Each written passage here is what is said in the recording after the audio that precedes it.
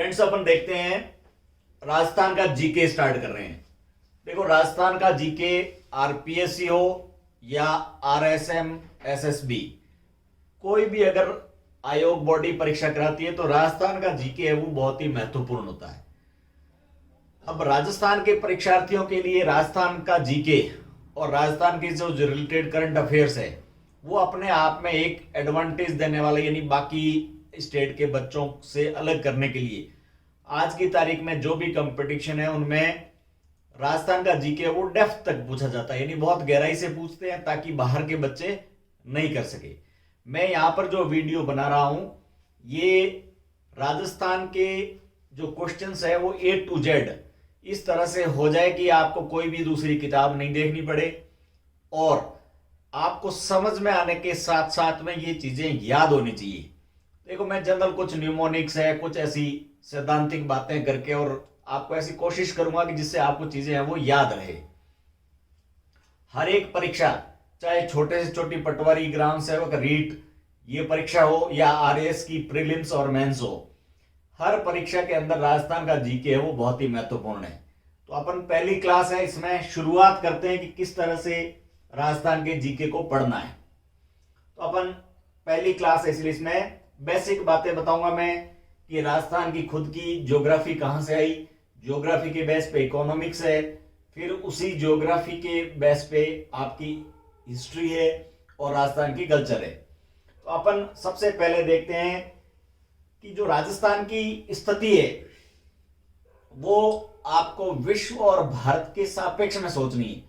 देखिए, राजस्थान कोई अलग से टुकड़ा नहीं है। राजस्थान की जो ज्योग्राफी है वो बिल्कुल विश्व के भूगोल और भारत के भूगोल से प्रभावित होती है। सिद्धांत सारे के सारे सेम काम करते हैं। तो अपने को इन सब बातों को ध्यान में रखते हुए और ये सोचना है।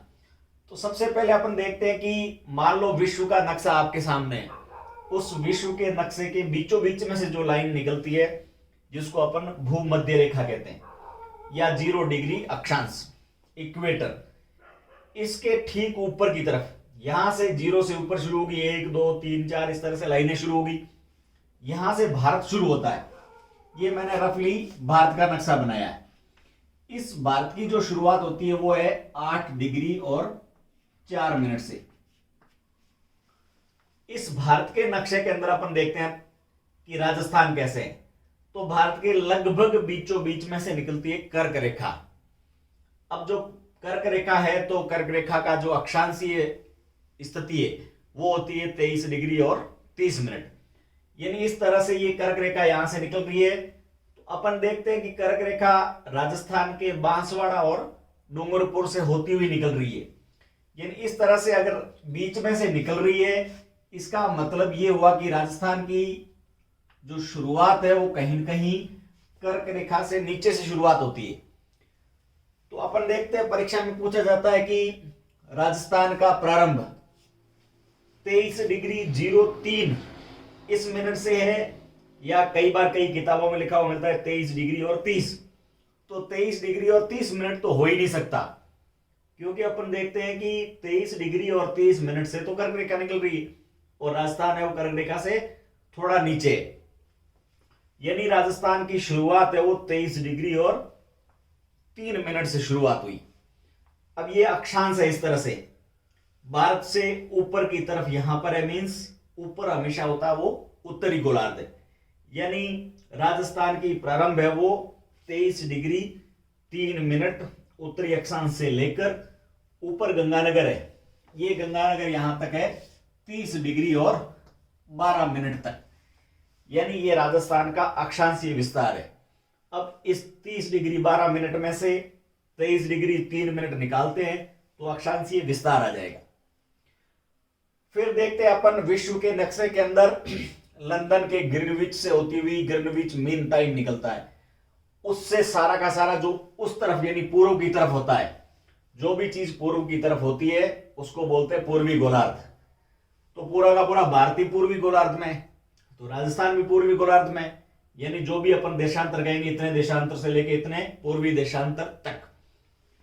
तो इस तरफ यहां से देखते हैं तो जैसलमेर से शुरुआत होती है, यहां पर जो जैसलमेर से शुरुआत होती है कटरा गांव से, ये जो देशांतरीय स्थिति है ये है 69 डिग्री और 30 मिनट।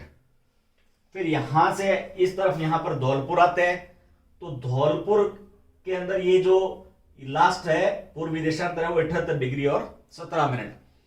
इस तरह से पूर्वी देशांतर और उत्तरी अक्षांश के अंदर राजस्थान स्थित है। तो ये एक नेचुरली ही जोड़ी में बन गया कि 23 डिग्री 03 मिनट। फिर इस 03 को उल्टा किया तो 03 का उल्टा हो गया 30, तो 30 डिग्री 12 मिनट कर दिया। यानी ये आंकड़ा है वो अक्षांश वाला ऑटोमेटिक याद हो जैसे। फिर अपन देशांतर की शुरुआत करते हैं तो 69, तो 23 को 3 से गुना करते हैं, मल्टीप्लाई करते हैं, तो 23 दिया 69 डिग्री और 30 मिनट, ये पूर्वी देशांतर। और यहां से 69 से लेकर और 78 डिग्री और 17 मिनट तक, यानी ये इस तरह से राजस्थान का फैलाव हो गया। अब अपन देखते हैं कि राजस्थान किस तरह से मोटा मोटी तौर पे अपन आगे देखेंगे राजनीतिक किस तरह से व्यवस्था है जिलों की या संभाग की। लेकिन उससे पहले अपने को यह मालूम होना चाहिए कि राजस्थान की भूगोल में कौन से बड़े बड़े भूभाग है। वो अरावली कहां पर है, हाड़ौती का पठार कहां पर है, किस तरह से ये रेगिस्तान आया, इन सब की मोटा मोटी आपको दिमाग के अंदर एडजस्टमेंट होना चाहिए। देखिए अपन कोई भी अगर मान लो बड़ी बिल्डिंग बनाते हैं तो सबसे पहले उसका फ्रेमवर्क यानी ढांचा, पिलर बिल्कुल बहुत जरूरी है। और उसके बाद में अपन देखते हैं कहीं पे ईंट, और कहीं पे अगर मान लो ईंट नहीं मिली तो खिड़की छोड़ दी वगैरह। इस तरह से कोई भी आप अगर चीज देते हैं तो उसमें सबसे पहले फ्रेमवर्क बहुत जरूरी है। अब अपन देखते हैं कि राजस्थान की यहां पर स्थिति जो कर्क रेखा से लेकर और जीरो से लेकर और इधर से मकर रेखा के बीच में, यानी कर्क और मकर के बीच का जो कटिबंध है वो कहलाता है उष्ण कटिबंध।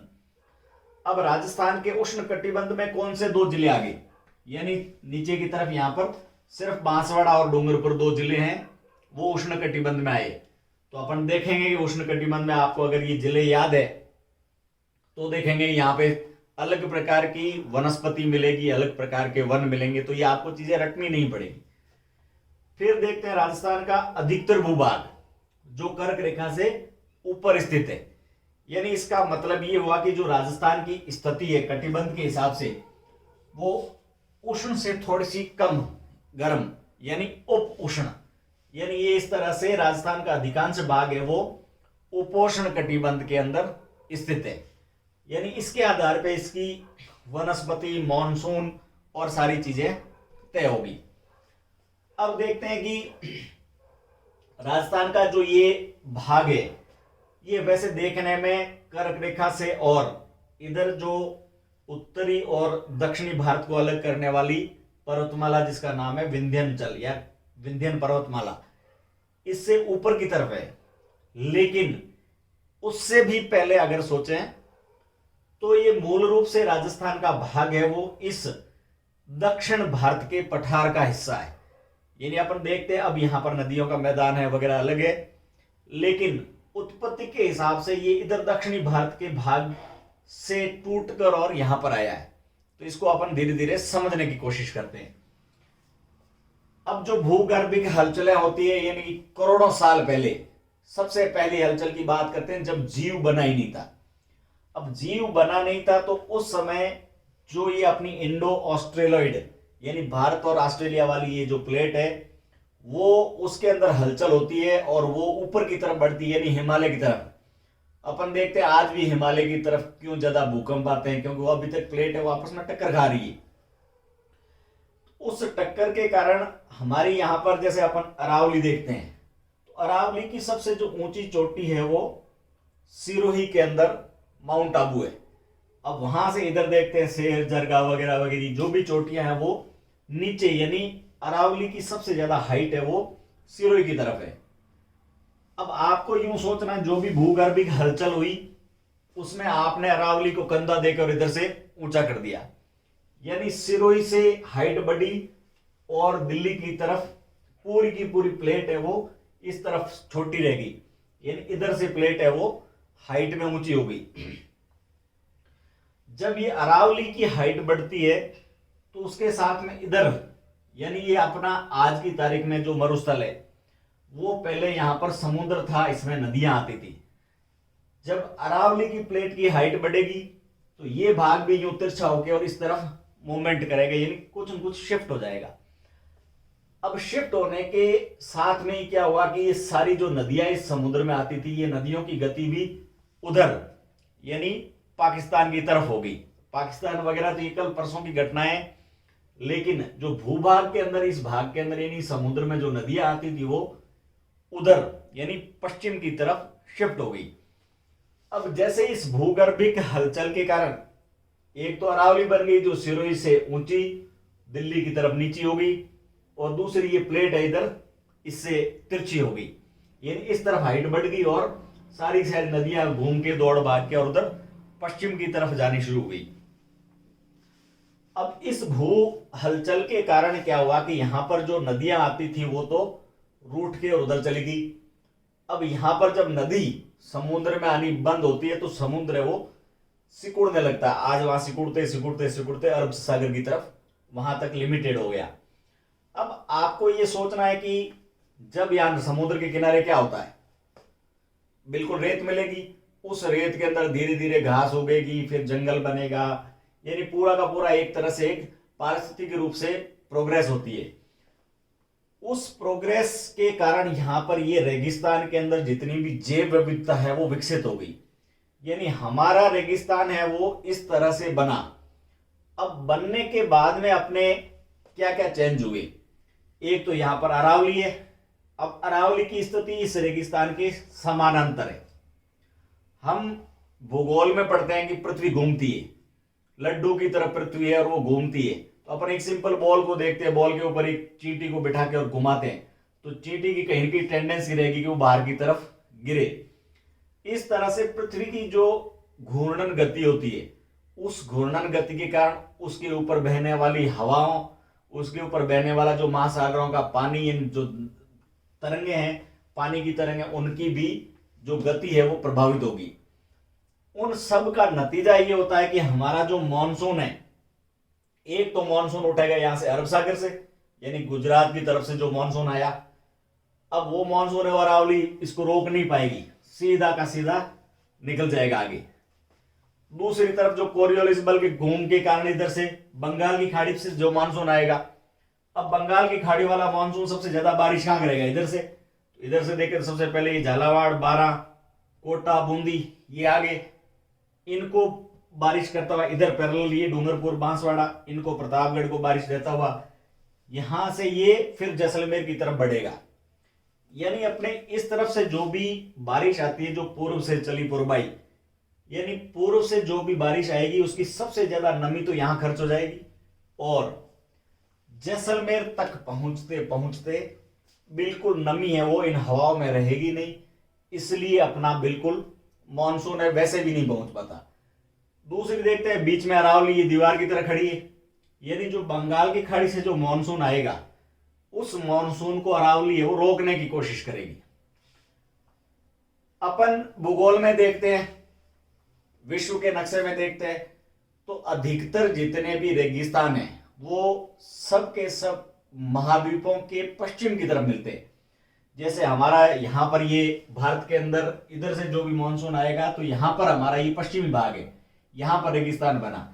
ठीक उसी तरह से अपन दक्षिण अमेरिका में देखें, अटाकामा है, अफ्रीका का सहारा है, ऑस्ट्रेलिया के रेगिस्तान है, सब के सब रेगिस्तान की जो स्थिति है वो पश्चिम की तरफ होगा। मेन पश्चिम में होने के जो कारण है वो पूर्व से आने वाली हवाएं हैं वो नमी छोड़ती हुई आएगी और पश्चिम में पहुंचते पहुंचते उसमें बिल्कुल सूखापन आ जाएगा, किसी प्रकार की नमी नहीं होगी, इसलिए अधिकतर रेगिस्तान है वो पश्चिम में मिलते हैं। अनेक दूसरे कारण भी होते हैं, जैसे कहीं पे आगे पर्वतमाला आ गई तो मान लो इधर से कोई मानसून आ रहा है तो इस अरावली के पीछे दूसरी तरफ, हमेशा दूसरी तरफ उसको बोलते हैं शेडो एरिया, यानी छाया वृष्टि। कोई इधर से मानसून आ रहा था, ये शेडो हो गया, तो शेडो के कारण भी बिल्कुल है वो रेगिस्तान बनते हैं। अपने रेगिस्तान बनने के कई कारण हैं, उस कारणों में एक अरावली है, भौगोलिक जो स्थिति है वो है, भूगर्भिक हलचलें हुई, फिर मानव निर्मित कारण में सबसे बड़ा कारण है हमने अति चराई, यानी यहां पर जितने भी पशु हुए उन पशुओं ने बहुत ज्यादा चारण ग्रेजिंग की, जो भी पेड़ पौधे वनस्पति थी उन सबको खा गए, इसलिए भी हमारा रेगिस्तान है वो तेजी से बढ़ रहा है। तो इस तरह से हमारा ये अधिकतर भाग है वो रेगिस्तान बन गया। अब बीच में ये खड़ी होगी अरावली। अब अपन देखते हैं यहां पर एक महत्वपूर्ण भाग है वो है हाड़ौती का पठार। हाड़ौती का मतलब होता है कोटा, बूंदी, बारां और झालावाड़। अब इधर से देखते हैं कि अरावली बनने के बाद में जो बाद का काल था उसके अंदर यहां पे क्या हुआ, जैसे अपन दक्षिणी भारत देखते हैं, इसमें बिल्कुल गर्मी बहुत ज्यादा पड़ेगी, ये भूमध्य रेखा के पास में। तो यहां पर दरारी उत्पन्न हुआ, दरारें बनी और उसके अंदर से काला लावा निकला। उस काले लावे के बहाव के कारण यहां से ये विंध्याचल पर्वतमाला ये टूट जाती है। अब विंध्याचल टूट के और इसका पूरा का पूरा पहाड़ है वो बहता हुआ यहां से ये अपन देखते हैं कि ये जो कोटा से बूंदी, कोटा, बूंदी और बाद में ये करौली तक फैला हुआ है। यानी ये बीच में ये विंध्यन है, इसको अपन राजस्थान के अंदर विंध्यन कगार भूमि पढ़ेंगे। तो राजस्थान में विंध्याचल कहां से आया, तो ये पीछे जो लावे के बहाव के कारण यहां से विंध्याचल का टुकड़ा टूट के और राजस्थान में आ गया। इस तरह से अपने विंध्यन कगार भूमि जो कोटा, बूंदी और करौली तक फैला हुआ है। जब ये बीच का जो पहाड़ टूट गया तो पीछे की तरफ क्या आएगा, काला लावा। तो ये काला लावा आ गया तो यहां पर जो पूरा का पूरा कोटा का डिवीजन है, हाड़ौती का डिवीजन है, उसमें पूरे के पूरे काली मिट्टी का क्षेत्र है वो जमा हो गया। यानी वो पठारी भाग काली मिट्टी का कैसे बना, ये दक्षिणी भारत का पठार है। तो अपन देखेंगे कि दक्षिणी भारत में जितने भी मसाले और लहसुन, धनिया वगैरह, जितनी काली मिट्टी की फसलें हैं, अफीम वगैरह, वो सब की सब कोटा डिवीजन में मिलेगी। इसका मतलब ये हुआ कि ये कोटा डिवीजन है वो दक्षिणी भारत का ही हिस्सा है। इस तरह से दक्षिणी जो ये भारत है वो हमारे हाड़ौती के पठार से मिलती जुलती भौगोलिक स्थिति वाला है। अब इस तरह से अपन ने समझ लिया कि मरुस्थल कहां से बना, अरावली कहां से आई, हाड़ौती का पठार कहां से बना। चौथा भाग अपन देखेंगे इसके अंदर कि किस तरह से नदियों के क्षेत्र है। यानी कुछ तो नदी जो चंबल और चंबल की सहायक नदियां वो मध्य प्रदेश की पहाड़ियों से निकलकर और अपने राजस्थान की तरफ आती है, और फिर यहां से इधर से यानी बांसवाड़ा के पास से माही है वो बांसवाड़ा से होती आएगी। फिर अपन देखेंगे यहां पर खमनोर की पहाड़ी से निकलेगी बनास, वो यहां से बहती हुई आखिर में जाके चंबल में मिल जाएगी। फिर अपन देखेंगे यहां पर जयपुर के पास से बाणगंगा है वो निकल के और यमुना में मिलेगी।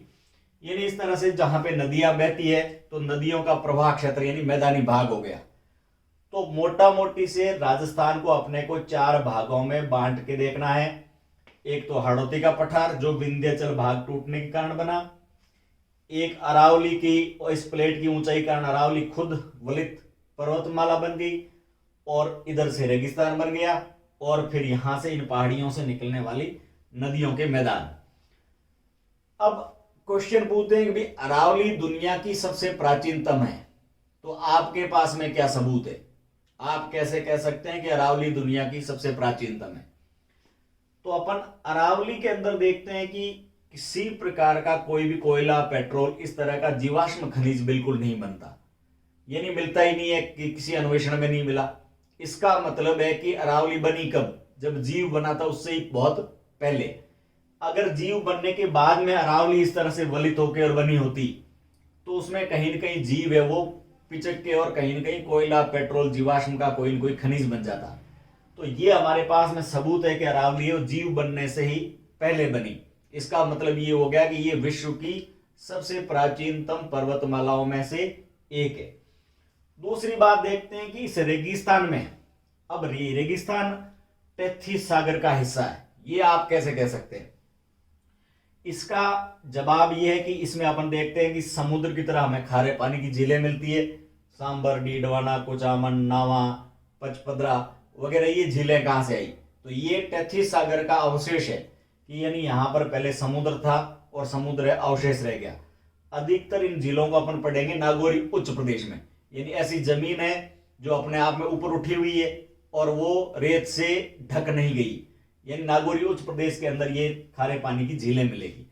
उन झीलों के बिल्कुल जिले हैं वो समुद्र का अवशेष है, ये साबित करती है कि ये अपना पूरा का पूरा मरुस्थल है वो समुद्र का हिस्सा है। फिर इसमें देखेंगे अपन, यहां से एक घग्गर नदी आती है। घग्गर प्राचीन वैदिक साहित्य की सरस्वती नदी है। फिर आप देखोगे कि केरल ने एक प्रोजेक्ट शुरू किया सरस्वती, उसने सरस्वती और उसकी सहायक नदियों के जितने भी अंदर भूगर्भिक नाले हैं उनको पता करके और एक मैप सैटेलाइट से बनाया। यानी सरस्वती और उसकी सहायक नदियां कहां से आई, यानी यहां पर पहले नदियां आती थी और समुद्र था। इस तरह से ये हमारा रेगिस्तान है वो समुद्र था और इसमें नदियां आती थी, ये साबित करने के लिए। फिर इसके बाद में अपन ये देखते हैं कि इसका जो राजनीतिक स्वरूप है आपके सामने है, मैंने नक्शा बनाया है। तो जहां पर जैसे भूगोल बना, अब उसके बाद में अपन इसको संभाग में बांटते हैं और जिलों में बांटते हैं, यानी ये एक राजनीतिक वर्गीकरण है। देखिए अपन कहते हैं कि राजस्थान के अंदर कितने जिले हैं, तो आंसर देते हैं 33। तो ये एक्चुअल में राजनीतिक रूप से यानी 33 जिलों के अंदर कलेक्टर साहब बैठेंगे हेड ऑफ डिस्ट्रिक्ट के रूप में। तो ये रेवेन्यू डिस्ट्रिक्ट है, यानी राजस्थान में राजस्व जिले कितने हैं, तो राजस्व की सबसे जो बड़ा पद होता है वो डिस्ट्रिक्ट मजिस्ट्रेट यानी कलेक्टर होता है। तो 33 राजस्व जिले हैं। इसके अलावा जिलों की बात करेंगे तो राजस्थान में पुलिस जिले कितने हैं, तो राजस्थान में पुलिस जिले 40 है, यानी 40 एसपी साहब बैठेंगे।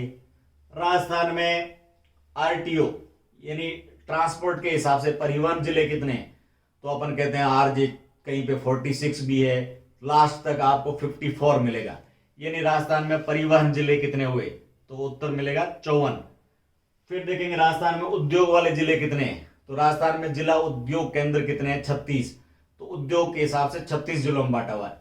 इस तरह से, लेकिन मुख्य रूप से जो इकाई होती है वो राजस्व होती है। अपन देखते हैं ये 33 जिले किस तरह से।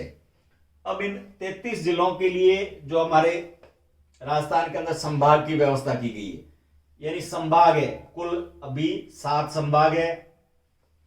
इन 7 संभाग को अपन देखते हैं तो इसमें अपने को जिलों की स्थिति और सब समझ में आ जाएगी।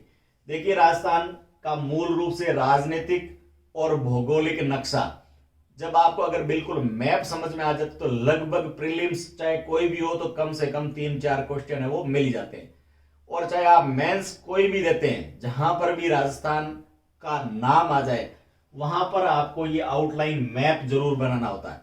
यानी आप कोई भी चीज समझाते हैं तो ये राजस्थान का नक्शा और राजस्थान के जो भौगोलिक भाग है वो कहां से उत्पन्न हुए मोटा मोटी तौर पे आपको समझ में आने चाहिए। अब अपन देखते हैं कि सबसे पहले जो राजस्थान के अंदर यहां से शुरू होती है वो है यहां पर इसका जो अंतरराष्ट्रीय बॉर्डर है। अब अंतरराष्ट्रीय बॉर्डर कहां से कहां शुरू हुआ अपन देखते हैं, तो ये बाड़मेर से शुरू होता है। यानी बाड़मेर से शुरू हुआ, तो जो बाड़मेर का भाग है वो कुछ भाग, बहुत छोटा सा भाग है वो गुजरात से लगता है और अधिकतर यानी लगभग 210 किलोमीटर का भाग है वो पाकिस्तान से टच होता है। इस तरह से बाड़मेर एक ऐसा जिला है जो गुजरात से यानी राज्य से भी टच होता है, अंतरराज्यीय सीमा भी है, और इस तरफ है वो अंतरराष्ट्रीय बॉर्डर भी है। फिर बाड़मेर के बाद में शुरू होता है जैसलमेर। अब जैसलमेर का 464 किलोमीटर यानी सबसे ज्यादा लंबा इंटरनेशनल बॉर्डर है।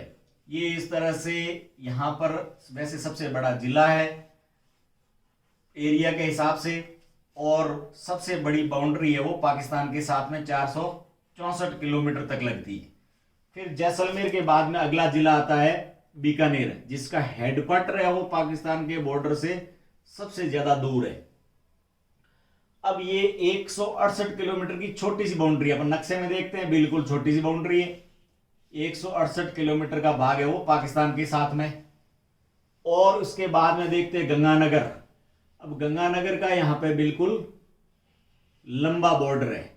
ये लंबा बॉर्डर इसका यहां पर इस तरह से पाकिस्तान के साथ में लगता है। यहीं पे गंगानगर बिल्कुल पास में, यानी बिल्कुल पास में ऐसे यहां पर ये बॉर्डर है इसका।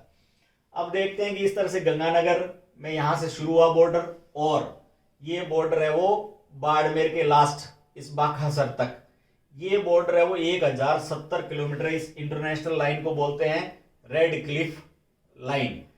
यानी यहां पर जो भारत और पाकिस्तान के बीच में जब विभाजन हुआ था तो ब्रिटेन के एक वकील रेड क्लिफ ने इस जो सीमा ज्ञान है यानी बाउंड्री फिक्स करने का काम किया था और 1070 किलोमीटर की ये बाउंड्री है वो फिक्स की। इस तरह से ये बाउंड्री है वो इंटरनेशनल लाइन है।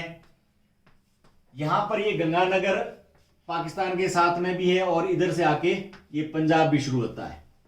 यानी गंगानगर के बाद में है वो अंतरराज्यीय बाउंड्री राजस्थान की शुरू होती है।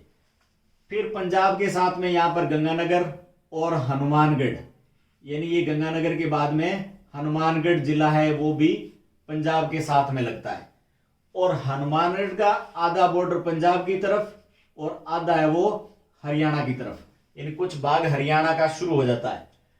अब हनुमानगढ़ से हरियाणा शुरू होता है, जो हरियाणा यहाँ पे आगे हनुमानगढ़ से आगे चूरू, चूरू से आगे झुंझुनू, झुंझुनू से आगे सीकर।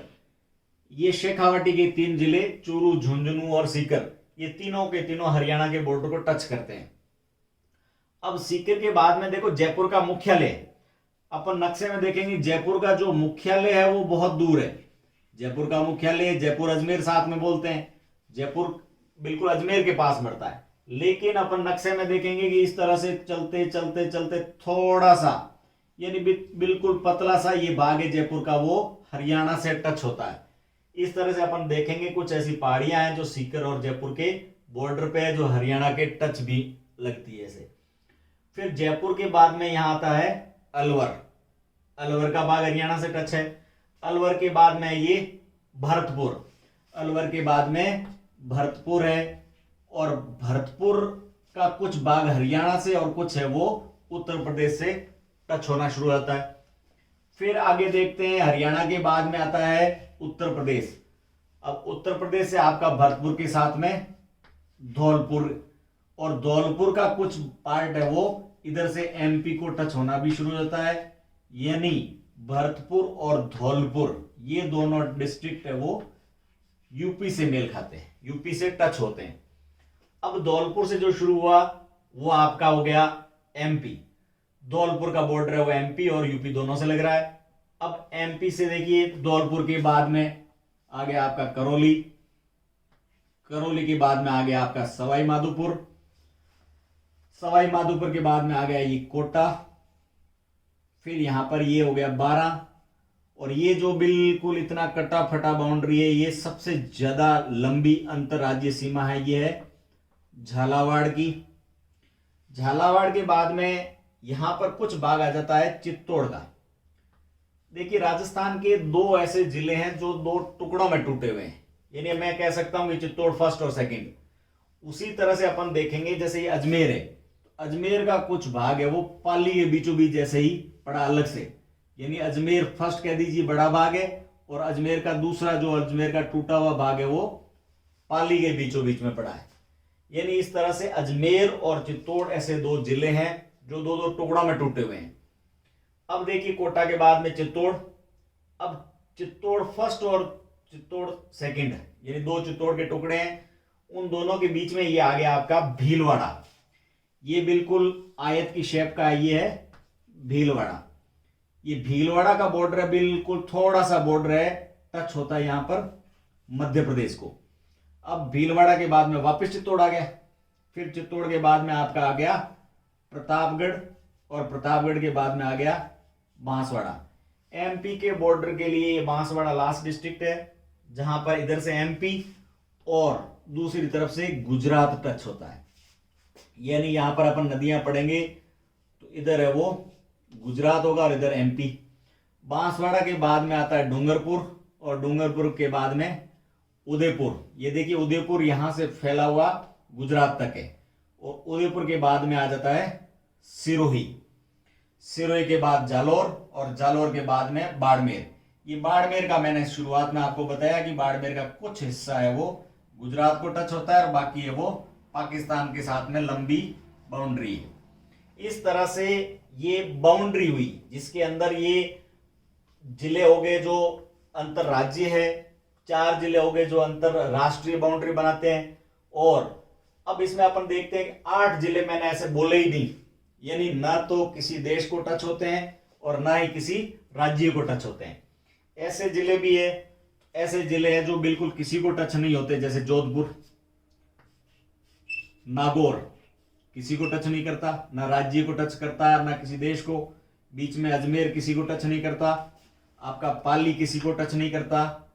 फिर ये राजसमंद किसी को टच नहीं करता। फिर देखते हैं अपन ये पतंग आकार का टोंक, ये किसी को टच नहीं करता। फिर देखते हैं अपन ये बूंदी, ये किसी को टच नहीं करता। फिर ये उल्टा कप जैसा है डोसा, ये किसी को टच नहीं करता। ये इस तरह से 8 जिले हुए जो किसी भी राज्य या किसी भी देश को टच नहीं करते हैं, यानी किसी भी बाउंड्री को टच नहीं करने वाले 8 जिले। ये इस तरह से अपने राजनीतिक रूप से देखा कि राजस्थान के टोटल 33 जिले हैं। अब इन 33 जिलों में और क्वेश्चन कैसे बन सकते हैं? एक तो आपको ध्यान में रखना है बाउंड्री, यानी किस जिले की बाउंड्री किस दूसरे जिले से लगती है या किसी इंटरनेशनल बाउंड्री से कैसे टच करता है। आपको देखना है 3 का समुच्चय पूछते हैं। जैसे आप देखिए जालौर पाली से टच है और पाली नागौर से है, तो आपको पूछेंगे निम्न में से 3 कौन से जिले कंटिन्यूअस है। तो आपको ये नक्शा है वो पूरी तरह से ध्यान होना चाहिए। देखिए कुछ कठिन बातें हैं जिसमें जिलों का शेप यानी आकृति कैसी है, पतंग जैसा है कि त्रिभुज जैसा है कि तीर कमान जैसा है, किस तरह से, ये सब कुछ मैं आकृतियां बताता हूं। अब आकृतियों के अलावा आपको देखना है कि कौन सा जिला सबसे बड़ा है, जनसंख्या है वगैरह, वो अपन अलग से देखेंगे। तो मोटा मोटी तौर पे देखते हैं अपन जो जिले हैं उनकी आकृतियां। तो सबसे पहले ये जैसे भीलवाड़ा कहा, तो भीलवाड़ा कैसा है, बिल्कुल ये आयत के आकार का है, यानी ये मोटी तौर पे ये चतुर्भुज यानी रेक्टेंगल, 4 आकार के 4 भुजाओं वाला हो गया ये। बीच में अजमेर की शेप देखते हैं तो मोटा मोटी अजमेर है वो आपका त्रिभुज के शेप का बन गया, यानी अजमेर का जो शेप है वो त्रिभुज के आकार का है। फिर देखते हैं दोसा, ये उल्टा कप या इसको तीर कमान कह दो, ये ऐसे तीर खींचते हैं तो उस शेप का दोसा बन गया। इधर देखते हैं सीकर, तो सीकर का शेप है वो प्याले जैसा बन गया। करौली का देखते हैं तो करौली का आधा यूं ऐसे यूं होकर बतख की शेप का, यानी करौली की शेप है वो बतख की शेप बन गई। इस तरह से यहां पर चित्तौड़ का भाग है वो घोड़े के खुर, यानी ये जो दूसरे वाला चित्तौड़ इसकी भाग है घोड़े का जो खुर होता है उसकी शेप का बन गया। इधर देखते हैं ये लंबाई के अंदर राजसमंद यूं मिला के यूं देखते हैं तो राजसमंद भी मोटा मोटी तौर पे ये चतुर्भुज की तरह बन गया। फिर भारत का मोटा, भारत जैसे नीचे से संकड़ा है, बीच में फैला हुआ, ऊपर से फिर संकड़ा है, तो उस तरह से बाड़मेर जिला है वो भारत की शक्ल का बन गया। बहुत सारी भुजाओं वाला, ये भुजा ये भुजा ये भुजा ये भुजा, बहुभुजीय इस तरह से बन गया, वो है जैसलमेर। इस तरह से इन जिलों की आपको शेप एक एक बार आपको सोचनी है। फिर अपन देखते हैं कि कौन सा जिला कितने और जिलों को टच करता है। तो अपन देखते हैं कि पाली के चारों तरफ 8 जिले, यानी सर्वाधिक जिलों को छूने वाला जिला कौन सा है, पाली। ये अपन 8 जिले सामान्यतः नक्शे में बिल्कुल देख के और खुद पता करेंगे तब ये याद रहेंगे। उसके बाद देखते हैं नागौर है वो लगभग सेंटर में लगता है। वैसे तो राजस्थान का हृदय है वो अजमेर को कहते हैं, लेकिन अजमेर के बाद में बिल्कुल एकदम सेंटर में लगता है वो नागौर है। अब नागौर की बाउंड्री देखिए डिवीजन वाइज, संभाग, जोधपुर संभाग से टच होती है, बीकानेर संभाग के बीकानेर जिले से टच होती है। इधर देखिए नागौर खुद की स्थिति है वो अजमेर संभाग के अंदर है। फिर इधर घूमते घूमते नागौर आगे जाके और टच हो जाता है जयपुर को, यानी जयपुर संभाग को। सबसे ज्यादा दूसरे संभागों को टच करने वाला जो जिला है वो नागौर है, बहुत 7 जिलों को टच करता है खुद, और संभागों के अंदर जोधपुर, बीकानेर, जयपुर, अजमेर, इन 4 संभागों को टच करता है। अब देखते हैं कि इन जिलों के संभाग में बिल्कुल सबसे पहले अपन देखते हैं हाड़ौती। तो हाड़ौती में क्या आगे कोटा संभाग है, ये कोटा संभाग बन गया, कोटा, बूंदी, बारां और झालावाड़ से, यानी इन 4 जिलों से जो संभाग बना वो काली मिट्टी वाला हो गया हाड़ौती का कोटा संभाग। फिर देखते हैं अपन उदयपुर। उदयपुर से ही अलग हुआ राजसमंद। फिर उदयपुर से पास में डूंगरपुर, बांसवाड़ा, प्रतापगढ़, सबसे लास्ट में बना हुआ जिला चित्तौड़। ये आगे उदयपुर का संभाग, 6 जिलों से मिलकर और उदयपुर संभाग बन गया। फिर उसके बाद में अजमेर, तो अजमेर के अंदर अजमेर खुद, भीलवाड़ा, टोंक और नागौर, इन 4 जिलों से बन गया आपका अजमेर संभाग। फिर देखते हैं जोधपुर संभाग। तो जोधपुर संभाग में जोधपुर, जैसलमेर, बाड़मेर, जालोर, सिरोही और पाली, ये मिलके और सबसे बड़ा क्षेत्रफल के हिसाब से जो संभाग बना उसका नाम हो गया जोधपुर। फिर इधर देखते हैं बीकानेर। तो बीकानेर संभाग के अंदर बीकानेर, गंगानगर, हनुमानगढ़ और चूरू, ये 4 जिलों से मिलकर आपका बीकानेर संभाग बन गया। हम देखते हैं भरतपुर संभाग। तो भरतपुर संभाग में भरतपुर, धौलपुर, करौली और सवाई माधोपुर, इन 4 इधर वाले जिलों को मिलाकर बनाया भरतपुर संभाग। अब देखो भरतपुर के साथ में नाम जुड़ता मत्स्य, तो एक तो मत्स्य संघ बना और एक मत्स्य जनपद था, तो इन सब में कंफ्यूजन नहीं होना है, इनको ध्यान में रखना है। भरतपुर के बाद में बचता है सिर्फ जयपुर संभाग। तो जयपुर में बचा जयपुर खुद, अलवर, झुंझुनू, सीकर और दौसा, ये मिलकर और बना जयपुर संभाग। इस तरह से टोटल 33 जिलों को 7 संभाग में बांटा। टोटल 7 संभाग हो गए और राजनीतिक रूप से 33 जिले हैं। अब इन 33 जिलों में बाउंड्री कहां से शुरू हुई, तो याद रखना ये है कि बांसवाड़ा का बोरकुंडा यहां से लेकर और गंगानगर के कोणा गांव यहां तक ये राजस्थान है वो फैला हुआ है। यहां से यहां की लंबाई है वो 826 किलोमीटर है। जबकि पूर्व से पश्चिम यहां पर ये सिलोना गांव है। इस गांव यहां पे धौलपुर के अंदर राजाखेड़ा पंचायत समिति का गांव है, वहां से लेकर और कटरा जैसलमेर के गांव तक फैला हुआ है। यहां से लेकर और यहां तक की जो लंबाई है वो 869 किलोमीटर। इस तरह से पूर्व से पश्चिम और उत्तर से दक्षिण ये राजस्थान की फैलावट है। राजस्थान का जो कुल क्षेत्रफल है वो है 3,42,239। तो इसको वैसे बोल के चौथी मतलब चौथी और 22 साल, ये ऐसे आप कैसे भी कहकर किलोमीटर स्क्वायर लिखते ही राजस्थान का क्षेत्रफल याद हो गया। यानी 3,42,239 वर्ग किलोमीटर ये राजस्थान का क्षेत्रफल है। इस तरह से मोटा मोटी तौर पे अपन राजस्थान को है वो बिल्कुल किस तरह से कैसे राजस्थान बना और किस तरह से राजनीतिक स्थिति है। भूगोल के साथ में आपको राजनीतिक जोड़ते तो उसकी व्याख्या हो जाती है। अब कोई भूगोल का क्वेश्चन पूछे तो आपको भूगोल के हिसाब से जवाब देना है। आगे अपन बिल्कुल राजस्थान का मरुस्थल है वो अलग से बिल्कुल व्याख्या करेंगे, अरावली अलग से पढ़ेंगे, राजस्थान के मैदानी भाग अलग से पढ़ेंगे, आड़ोती का पठार अलग से पढ़ेंगे। देखिए फ्रेंड्स, अपन राजस्थान की फिजियोग्राफी के अंदर जो 4 मेजर डिवीजन है उसका 1 बाय 1 स्टडी करते हैं। तो सबसे पहला पार्ट है वो है पश्चिमी मरुस्थल। पश्चिमी मरुस्थल का जो मेजर मीनिंग है वो ये है कि राजस्थान के अंदर एक भारतीय महान जल विभाजक रेखा जो ऊपर से यानी पंजाब की तरफ से आती है और यहां पर आकर ये अरावली के सहारे यूं चलती हुई और अरावली में इस तरह से जैसे ही उदयपुर में आती है तो थोड़ी सी राइट यानी इस तरह से दक्षिण की तरफ होती हुई मूवमेंट करती हुई ये आगे चलती है। इसको बोलते हैं महान भारतीय जल विभाजक रेखा।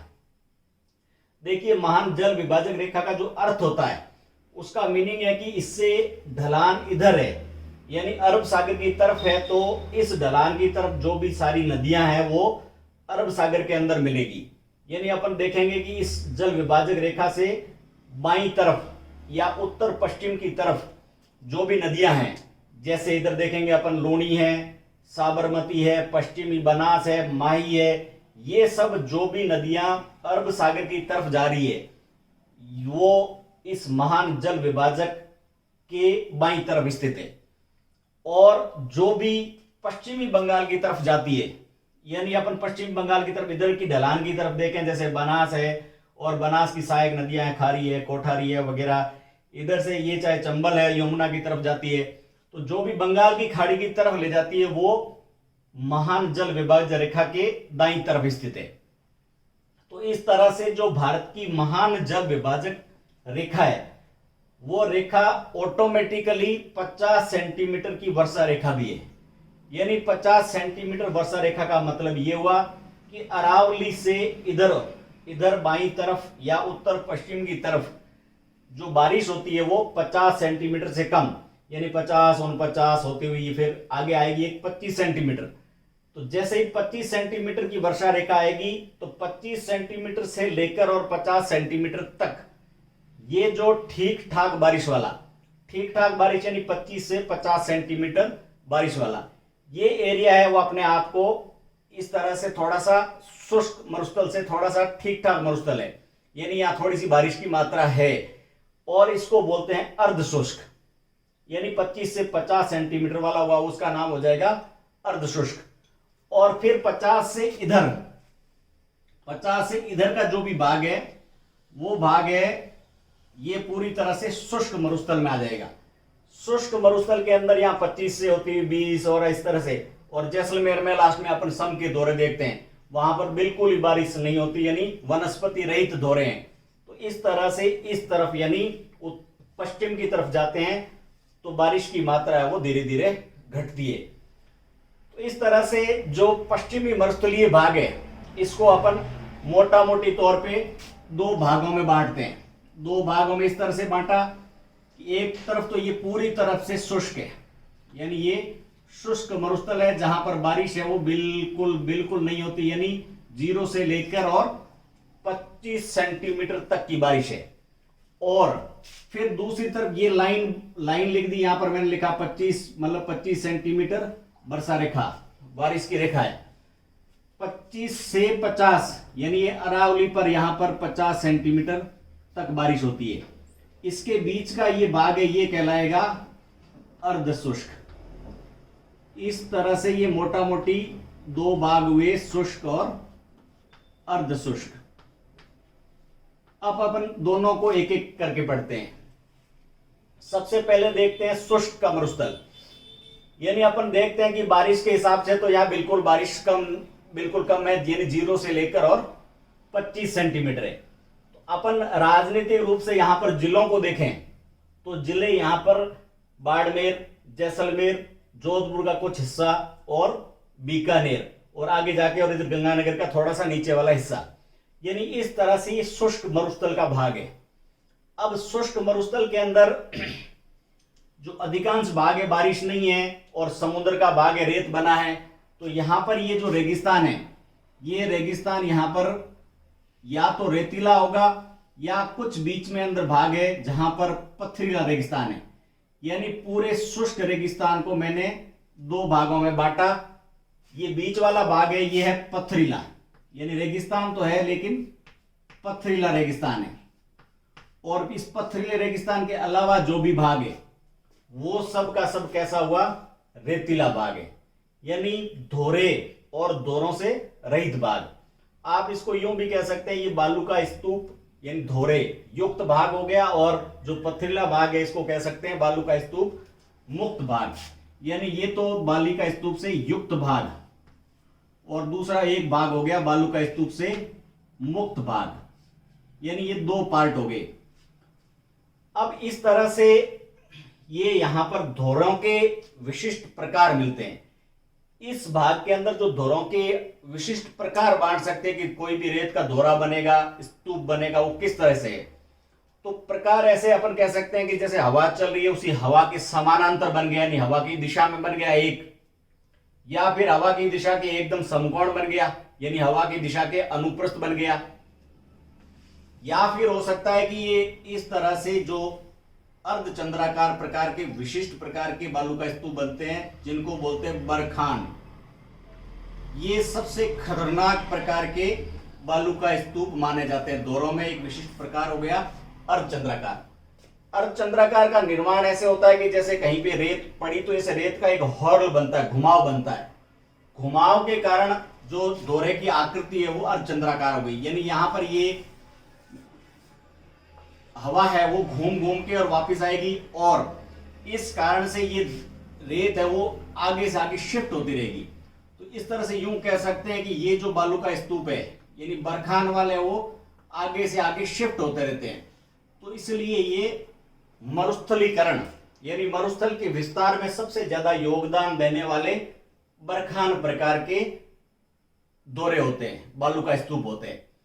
अब देखिए, सीधे हो गए अनुप्रस्थ, आड़े हो गए सीधे हो गए अनुदैर्ध्य, आड़े हो गए अनुप्रस्थ हो गए, बरखान हो गए, कुछ विशिष्ट हो गए, तारा आकृति के हो गए, बहुत बड़ा घेरा बनता है तो उसको बोल दिए पैराबोलिक प्रकार का। इस तरह से जैसा कोई भौतिक आकृति लगती है उस आधार के ऊपर बालू का स्तूप या दोहे का अपन प्रकार बता सकते हैं। उसी तरह से ये जो पथरीला या बालू का स्तूप से मुक्त क्षेत्र है, इस मुक्त क्षेत्र को भी अपन आगे बांट सकते हैं। अब इसको बांटने के लिए इस पथरीले भाग के अंदर किस प्रकार के भाग है, यानी एक तो हो सकता है चट्टान। जब रेगिस्तान में बड़ी बड़ी चट्टान मिलती है तब इस चट्टान वाले प्रकार को बोलते हैं हम्मादा, यानी रेगिस्तान का नाम है हम्मादा प्रकार का रेगिस्तान। या हो सकता है आपका पथरीला, यानी पत्थर वाले भाग है जो चट्टान से थोड़े छोटे हैं, इसको बोलते हैं रेग प्रकार का। उसी प्रकार से ये धोरे हैं, बिल्कुल ही जो या प्योर धोरे ही धोरे हैं और किसी प्रकार की पत्थर नहीं है, तो इसको बोलते हैं इर्ग प्रकार का, यानी ये जिसके अंदर पत्थर या चट्टान नहीं है उसको इर्ग बोलेंगे। इसी तरह से इन दोरों के बीच में कहीं न कहीं आपको ऐसी जगह मिलेगी जहां पर पानी इकट्ठा होता है। तो जहां पर पानी इकट्ठा होता है दलदली बाग बन जाता है। तो अपन बड़ा जानते हैं भारत का दलदली बाग है कच्छ का रण, यानी रण नाम आ गया। तो उसी तरह से राजस्थान के अंदर भी कुछ रण के क्षेत्र है, जैसे अपन जानते हैं बड़ा नाम है पोकरण। पोकरण यानी ये रण है जहां पर पथरीला बाग है और दलदली बाग बन जाता है। उसी तरह से बाप का रण, जोधपुर के पास ही थोब का रण, यानी ये रण के क्षेत्र है। तो इस तरह से अपन ने इस जो शुष्क प्रकार का मरुस्थल था उसको अपन ने देखा कि बिल्कुल बारिश कम होने के कारण यहाँ पर ये इस प्रकार की वनस्पति है, यहाँ पर कंटीली वनस्पति मिलेगी। अब इस प्रकार की वनस्पति है तो यहाँ रहने वाले जो जीव जंतु है उनके भी अनुकूलन है वो मरुस्थल को सहने के लिए होते हैं। मरुस्थल के जैसा रंग मिलेगा, पानी की कमी में जीना वगैरह, ये सारे के सारे देखने को मिलेंगे। और यहाँ पर बिल्कुल कम पानी की झीलें या नदियां मिलेगी, जो भी जैसलमेर के चारों तरफ एक नदी मिलती है जिसको काकने नदी कहते हैं। और यहाँ पर मानव निर्मित झीलें हैं, जैसे अमर सागर वगैरह ये झीलें हैं। तो ये जैसलमेर जिनको अपन अलग से विस्तार से पढ़ेंगे। तो ये शुष्क प्रदेश हुआ। अब अपन देखते हैं दूसरा भाग, यानी पश्चिमी मरुस्थल का बी पार्ट है, जहां पर आपको 25 से लेकर और 50 सेंटीमीटर वर्षा होती है। अब इस बी पार्ट में अर्ध शुष्क बोलते हैं। अब यहां पर अपन इसकी ज्योग्राफी देखें तो इसके पास में अरावली है। अपन अरावली की संरचना में देखेंगे कि अरावली का यहां पे आकर इस तरह से फैलाव होता है, यानी फैलाव बाईं तरफ, इस तरफ दाईं तरफ। तो यहां पर यानी ये नीचे की तरफ भाग है जो आपका दक्षिणी पश्चिमी भाग है। इस दक्षिणी पश्चिमी भाग के अंदर अरावली यूं इस तरह से चलते चलते यूं तिरछी तिरछी है। अपन मान लीजिए यहाँ पर ये बड़ी नदी आती है लूणी, और लूणी एक विशिष्ट जगह, यानी अपन मान लीजिए जगह लिखी मैंने बालोतरा, बालोतरा तक आती है, यानी यहाँ पर बालोतरा तक ये अरावली का भाग है वो नीचे की तरफ तिरछा तिरछा है। अब इसके ऊपर कोई अगर नदी चलेगी या लूणी की सहायक नदियां हैं, अब वो नदियों का जो पानी है वो जमीन को पोर नहीं कर पाएगा, यानी जमीन के चट्टानों के ऊपर ही रहेगा। अब इसलिए ये पानी नीचे नहीं गया, अगर नीचे नहीं गया तो नमक घोल के और ऊपर नहीं ला पाएगा। इसके आगे जैसे ही अब ये जैसे अरावली की चट्टान का भाग चट्टानी भाग कम हुआ तो ये लूणी नदी का भाग है वो यहां से पोर कर करके और जमीन के नीचे जाने शुरू हो गया। अब जैसे ही नीचे जाना शुरू होगा तो यहां से नमक को घोल घोल के यानी पूरा पानी खारा हो गया और ऊपर सूर्य की किरणें पड़ेगी और सूर्य की किरणों से भाप बनेगी और पानी है वो उड़ जाएगा। यानी जैसे ही ऊपर का पानी है वो तो उड़ता रहेगा, और इस तरह से यहां पर नमक की है वो खारापन यानी सांद्रता है वो बढ़ती रहेगी। अब इस तरह से अपन देखते हैं कि जो लूणी नदी है और उनकी सहायक नदियां, बालोतरा तक तो पानी है वो मीठा लाती है, और उसके आगे है वो पानी खारा हो जाता है, और लूणी आगे कच्छ किरण में जाके और लुप्त हो जाती है। अब अपन देखते हैं कि इस अर्ध शुष्क मैदान को भी अपन आगे किस किस तरह से किन भागों में बांट सकते हैं। तो सबसे पहले ये जो दक्षिण पश्चिमी भाग है, इसमें है ये जो लूणी और लूणी की जो सहायक नदियां हैं, यानी लूणी और लूणी की सहायक नदियां आके और इस तरफ यहां पर इकट्ठी होती है। ये लूणी और लूणी की सहायक नदियों का क्षेत्र है, इसको बोलते हैं गोडवाड़। यानी इसके लिए एक शब्द है, लूणी प्रवाह का क्षेत्र है वो गोडवाड़ के नाम से जाना जाता है। गोडवाड़ है, यहाँ की विशिष्ट भाषा है गोडवाड़ी। यानी गोडवाड़ का मतलब है कि ये जो पाली के इस तरफ पश्चिम का क्षेत्र है, बाड़मेर का इस तरफ से ये पूर्वी दक्षिणी क्षेत्र है, जालोर का अधिकांश क्षेत्र है, ये सब मिलाकर और इस क्षेत्र को बोलते हैं गोडवाड़। यहाँ की एक गोडवाड़ी विशिष्ट भाषा है, गोडवाड़ की एक कल्चर है अलग से। यहाँ पर नीचे की तरफ चट्टानी भाग होने के कारण पानी है वो ठहर पाता है, इसलिए यहाँ पर कुओं से वगैरह सिंचाई होती है। तो इस तरह से ये गोडवाड़ का क्षेत्र है जिसकी अपनी अलग से एक विशेषताएं। इस गोडवाड़ के क्षेत्र में जो लूणी और लूणी की जो सहायक नदियां हैं, देखो लूणी की सहायक नदियों में अपन आगे पढ़ेंगे विस्तार से। एक ही नदी है जोजरी, जो इसको यूं जैसे लूणी इधर से आ रही है तो ऊपर की तरफ यानी दायां भाग हो गया। अब दाईं तरफ से एक ही नदी आती है रोजरी, और बाकी सब है वो बाईं तरफ से आती है। बाईं तरफ से जो नदियां आती है, बांडी है, गुइया है, खारी है, लीलड़ी है, ये सब की सब नदियां हैं वो बाईं तरफ से आके और लूणी के अंदर मिल जाती है, और ये लूणी और लूणी का प्रवाह का क्षेत्र बेसिन बनता है जिसको गोडवाड़ कह रहे हैं। यानी इस तरह से ये एक क्षेत्र हुआ। अब इसके बाद में गोडवाड़ के ऊपर का क्षेत्र है, ये ऊपर का क्षेत्र ये कहलाता है नागौरी उच्च प्रदेश। यानी इस भाग का नाम है नागौरी उच्च प्रदेश। उच्च का मतलब हाईलैंड है, जमीन है वो ऊपर उठी हुई है। अब इसको आपको समझने के लिए ये सोचना पड़ेगा कि ये राजनीतिक रूप से कहां तक है और भौगोलिक रूप से कहां तक है। अपन देखते हैं कि भाई ये जमीन जैसे ही ऊपर की तरफ है, अब ऊपर की तरफ है मींस ये सामान्यतः रेत से ढक नहीं पाया, यानी इसके अंदर जो भी झीलें हैं वो सुरक्षित रहेगी। अब झीलों का निर्माण कैसे हुआ वो अलग से सोचने का विषय है, लेकिन यहां पर देखते हैं कि अपन जो खारे पानी की झीलें नागौरी उच्च प्रदेश का भाग है। जैसे सांबर, सांबर राजनीतिक रूप से जयपुर में पड़ेगा, लेकिन भौगोलिक रूप से नागौरिक उच्च प्रदेश का भाग है। सांबर के पास में डीडवाना, परबतसर, नावा, ये जो खारे पानी की झीलें हैं वो सब के सब नागौरी उच्च प्रदेश का भाग है। बनावट के हिसाब से ये बंजर और कंकरीला भाग है, और यहां पर बिल्कुल एक ही पर्वतमाला आपको मिलेगी। पर्वतमाला में सिर्फ परबतसर का पत्थर पर्वत, यानी परबतसर का पत्थर ये पर्वतीय भाग है। इस तरह से ये बीचों बीच में थोड़ा सा ऊपर उठा हुआ भाग है जिसको बोलते हैं अपन नागौरी उच्च प्रदेश। इसके बाद में आगे चलते हैं तो जब जैसे भी कोई भाग अगर ऊपर उठा हुआ है तो उसके पास में क्या होगा, भाग नीचे होगा।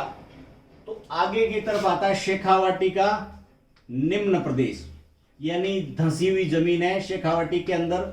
शेखावाटी की जिले अपन जानते हैं चूरू, सीकर और झुंझुनू। यहां पर ये नीचे की तरफ तो पहले से है, और शेखावाटी का निम्न प्रदेश एक तो ये नीचे की तरफ है, और प्लस दूसरी बात ये है कि यहां पर जो नीचे की तरफ चूने की चट्टानें, यानी पानी नीचे जाने के बाद में रुक जाएगा। तो नीचे एक तो बैठा हुआ भाग उसको खोदना आसान होता है, यानी खोदने में पहले से नीचे धंसा हुआ है। तो यहां पर कुएं विशेष प्रकार के मिलेंगे। यहां पर कुएं या नाडा, नाडा नाडी बोलते हैं अपन, और या कहीं गांव में तालाब मिल गए तो सर, जैसे गांव का नाम रख दिया सीतसर, रामसर। तो जो भी शेखावटी निम्न प्रदेश के अंदर विशेषताएं हुई कि एक तो नीचा धंसा हुआ भाग है, उस भाग को खोदना आसान है, तो जो कुएं बने उसको कह दिया जोड़े, या बड़ी नाडी बन गई, तालाब बन गया उसको नाडा या नाडी, या फिर छोटा तालाब उसका नाम रख दिया सर। उन्हीं के आधार पे गांव के नाम रख दिए सर के आगे जो भी गांव के नाम होते हैं। इस तरह से ये शेखावटी का निम्न प्रदेश है। अपन दोहराव में देखेंगे कि यहाँ पर जो रेगिस्तान का ये पूरा का पूरा अपन पढ़ रहे हैं, अरावली से पूरा का पूरा इस तरफ है, पश्चिम उत्तर की तरफ है, वो सारा का सारा मरुस्थल है। यहाँ पर शेखावटी के अंदर बरखान प्रकार के जो सबसे घातक प्रकार के ये अर्धचंद्राकार प्रकार के दौरे हैं, वो सबसे ज्यादा आपको शेखावटी के अंदर देखने को मिलेंगे। और यही आगे बढ़ता हुआ शेखावटी का रेगिस्तान है वो आगे बढ़ता हुआ यानी पंजाब हरियाणा के अंदर फैलेगा, यानी मरुस्थलीकरण के नुकसान है वो अपने पड़ोसी राज्यों को भी हो रहे हैं। शेखावटी के निम्न प्रदेश के बाद में ये भाग ऊपर की तरफ उठा हुआ है और ऊपर उठे हुए भाग को बोलते हैं घग्गर का मैदान। अब ये घग्गर का मैदान क्या है ये देखते हैं अपन। घग्गर प्राचीन वैदिक साहित्य की सरस्वती या द्वाशदंती नदी है, यानी अब ये घग्गर नाम से नदी नहीं है। घग्गर मूल रूप से अभी घग्गर नाम आता है वो हिमाचल के अंदर से नाम चलता है। घग्गर आज की तारीख में मृत नदी है। अब इसका मुख्य भाग है वो यहाँ पर हनुमानगढ़ पड़ता है, यानी ऊपर से आएगी तो आते ही पहला जो डिस्ट्रिक्ट है वो है हनुमानगढ़। हनुमानगढ़ के अंदर इसको बोलते हैं नाली, अपन जनरली कहते हैं नाली चलती है घरों के आगे। उसी तरह से ये बड़ा जो नदी का भाग है इसको नाली बोलते हैं, यानी पानी चलने का भाग है। सामान्यतः ये नदी दिखती नहीं, मैंने कहा ये मृत भाग है, मृत नदी है। लेकिन बारिश के दिनों में क्या होगा, ये नदी बिल्कुल प्रकट होगी। प्रकट होने के कारण यहाँ पर बाढ़ आएगी, यानी हनुमानगढ़ के अंदर जो अस्थायी बाढ़ आती है वो इस घग्गर नदी के कारण है। यही घग्गर नदी यहाँ आते ही ऊपर से आके और यहाँ से मैंने कहा पूरा का पूरा भाग है वो इस तरफ शिफ्ट हो गया। तो यहाँ आने के बाद में इस तरफ से आती तो ऊपर की तरफ से यानी उत्तर की तरफ से हिमाचल के कालका प्रदेश से, शिवालिक की पहाड़ियों से हिमाचल का कालका प्रदेश, वहां से घग्गर नदी आती है। आने के बाद में इस तरफ पश्चिम में मुड़ गई और पाकिस्तान में इसी नदी का नाम है हकरा, हकरा के नाम से जानी जाती है। और पाकिस्तान का एक कस्बा है जिसका नाम है फोर्ट अब्बास, इस कस्बे तक ये नदी जाती है। यानी ये नदी इस तरह से मृत नदी है और घग्गर का मैदान बनता है। अब घग्गर आएगी तो कुछ जलोढ़ यानी जल के साथ में मिट्टी लाती है, उसको जलोढ़ बोलते हैं। ये जलोढ़ मिट्टी होगी। इस जलोढ़ का कुछ विशेष प्रकार यानी हल्के काले रंग की तो अपन देखते हैं हनुमानगढ़ गंगानगर के अंदर एक तो राजस्थान कैनाल आ गई प्लस घग्गर का मैदान हो गया। इस कारण से यहाँ पर कुछ व्यापारिक फसलें हैं जैसे गन्ना है, चावल है। ये जो व्यापारिक फसलों का कारण है इस घग्गर का, जो घग्गर के द्वारा प्रवाहित करके और लाई गई वो मिट्टियों का भाग है। इस तरह से अपन ने ये देखा कि जो शुष्क भाग इसको दो भागों में बांटा, रेतीला और पथरीला या बालू का स्तूप युक्त और मुक्त, और अर्ध शुष्क था उसको चार भागों में बांटा। चार भाग ये हो गए यहां पर लूनी और लूनी की जो सहायक नदियां हैं जिसको लूनी बेसिन या गोडवाड़ का, लूनी बेसिन के ऊपर की तरफ आ गया ये नागौरी उच्च प्रदेश का भाग जिसमें खारी झीलें। फिर है जो शेखावटी, शेखावटी का भाग नीचे है, बरखान प्रकार के रेगिस्तान है, खूब सारे दौरे हैं। तो यहाँ पर जो भी नदियां आएगी वो नदियां पूरी की पूरी अंदर ही चली जाएगी, जमीन के अंदर ही चलेगी, ऊपर दिखेगी नहीं। तो यहाँ पर ये नदियां बहती है वो अंतर प्रवाही नदियां हैं यानी जमीन के नीचे ही चलने वाली है। और अपन देखते हैं कि चूरू और बीकानेर के अंदर तो कोई किसी प्रकार की नदी है ही नहीं। इस तरह से नदियों की स्थिति है। फिर ऊपर की तरफ बढ़ते हैं, यहाँ पर उत्तर पश्चिम की तरफ जाते हैं तो घग्गर का मैदान आते हैं। जो घग्गर है वो मृत नदी है। इस तरह से अपन ने ये जो अरावली से पश्चिम और उत्तर की तरफ जो भाग देखा, ये पूरा का पूरा पश्चिमी मरुस्थल है। एक तरह से ये विश्व के थार मरुस्थल का हिस्सा है। अब अपन विश्व में थार रेगिस्तान तो भारत में भी है और पाकिस्तान में भी है। पाकिस्तान से आगे जाते हैं तो ये मिडल एशिया, मिडल से आगे जाते हैं तो अफ्रीका और अफ्रीका का, यानी एक तरह से ये अफ्रीका का जो रेगिस्तान है उसी का हिस्सा है। अब अफ्रीका का रेगिस्तान को बोलते हैं ये जो ग्रेट पैली आर्कटिक अफ्रीकन रेगिस्तान। तो ग्रेट पैली आर्कटिक रेगिस्तान का ही पूर्वी भाग है यानी अब अफ्रीका के पूर्व में स्थित है। तो इस तरह से थार का रेगिस्तान है वो भारत, पाकिस्तान, इधर कुछ भाग गुजरात, फिर इधर देखें तो पंजाब, हरियाणा, इन जिलों में फैला हुआ है। अब पूरे फैलाव में से ये राजस्थान में कितना है, तो पूरे जो भी रेगिस्तान है उसका लगभग 60% भाग है वो राजस्थान के अंदर यानी भारत में है। इसमें बाकी भाग किधर चला गया, बाकी पाकिस्तान में चला गया। अब जो अरावली से इधर है, इस पूरे को मैंने नाम दिया है वो है पश्चिमी मरुस्थलीय। इस पश्चिमी मरुस्थलीय भाग के अंदर लगभग 85% भाग है वो रेत है और 15% है वो आपके रेत धोरों से मुक्त है, यानी पथरीला भाग है। इस पूरे के अंदर अरावली से इधर पूरे के अंदर आपका लगभग 85% क्या है, रेतीला है और बाकी 15% पथरीला है। फिर अपन देखते हैं सिर्फ शुष्क की बात करते हैं, तो शुष्क में से लगभग 60% यानी शुष्क को भी अपन ने दो भागों में बांटा है कि रेतीला और पथरीला। तो शुष्क का 60% भाग है वो रेतीला है, 40% है वो पथरीला है। इस तरह से इसका अधिकतर भाग है वो रेतीला है।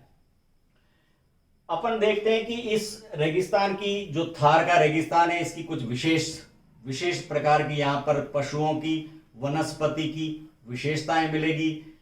तो विशेषताओं में ये होता है कि कंटीली है तो कांटे हो गए, पत्तियां कम है, पत्तियां झड़ने की प्रवृत्ति पाई जाएगी, पत्तियों के ऊपर वैक्स यानी मोम का भाग ज्यादा मिलेगा।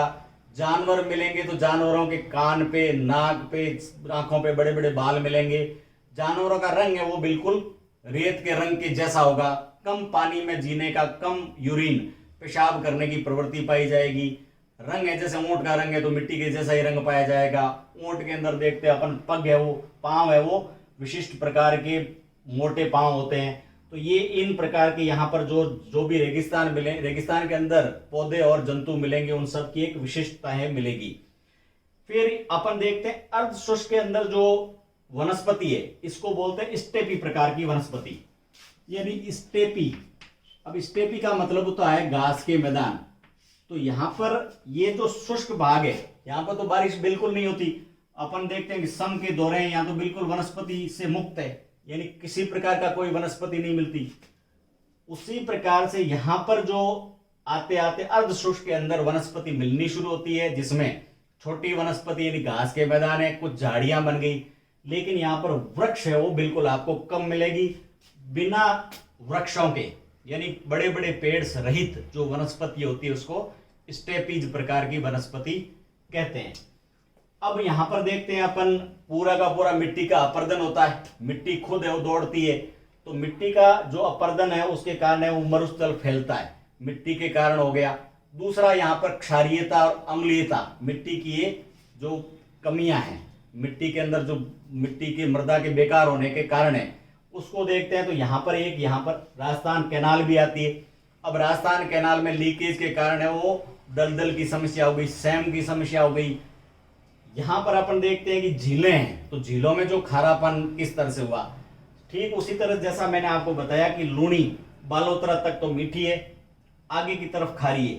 तो खारा होने का कारण है कि पानी नीचे गया, नीचे से अपना नमक घोल के ऊपर लाया, और जैसे ऊपर का भाग है उसमें से शुद्ध पानी तो ऊपर उड़ता रहा, और जो जमीन में पड़ा उसके अंदर खार बढ़ता गया। तो इस तरह से ठीक उसी तरह से नहर का पानी है, दलदली हो गया, उसके अंदर भी सैम की समस्या उत्पन्न हो गई। वहां पर क्या होगा कि जो भी पानी है जाएगा नीचे की तरफ, नीचे पूरा का पूरा अपने चट्टान है वो खारी है।